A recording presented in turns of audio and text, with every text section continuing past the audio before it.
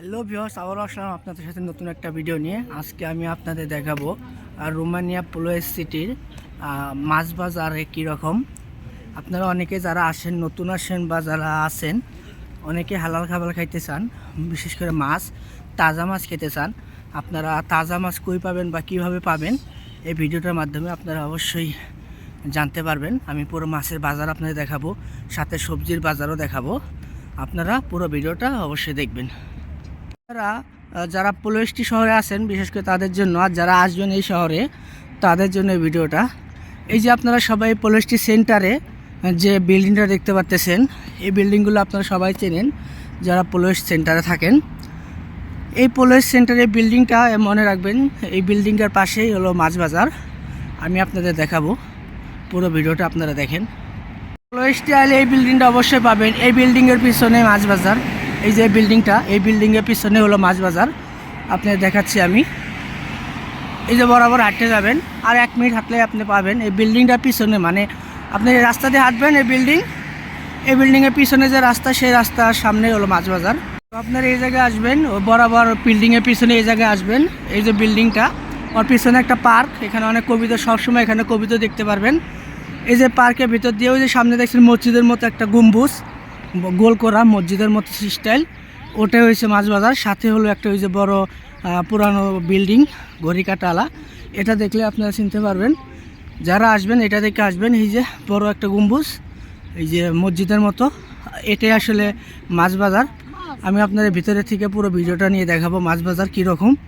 এর সাথে দেখেন একটা পুরনো বিল্ডিং, আর অনেক কবিতর আছে, এগুলো দেখলে আপনারা চিনবেন। অবশ্যই আপনারা এই জায়গায় আসবেন, অনেক তাজা মাছ পাবেন। কার্পু মাছ কন, ভালো ভালো মাছ পাবেন, অনেক তাজা মাছ পাবেন, খাইতেও ভালো লাগবে।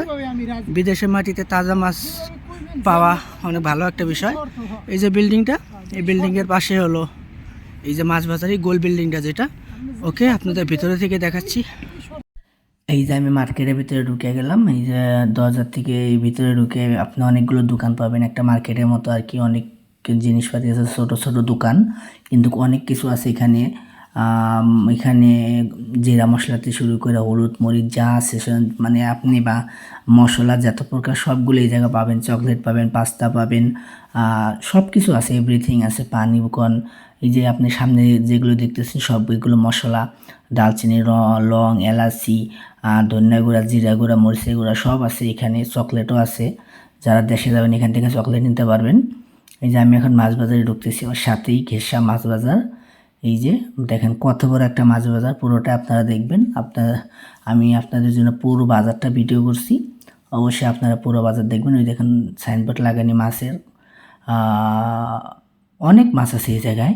কার্পু মাছ কন, পুঁটি মাছ কন, তেলাপিয়া মাছ কন, বোয়াল মাছ কন, যা মাছ লাগে, চিংড়ি মাছ কন, সব মাছ আছে। আবার সামুদ্রিক মাছ আছে, এই দেশে ইউরোপিয়ান মাছ আছে।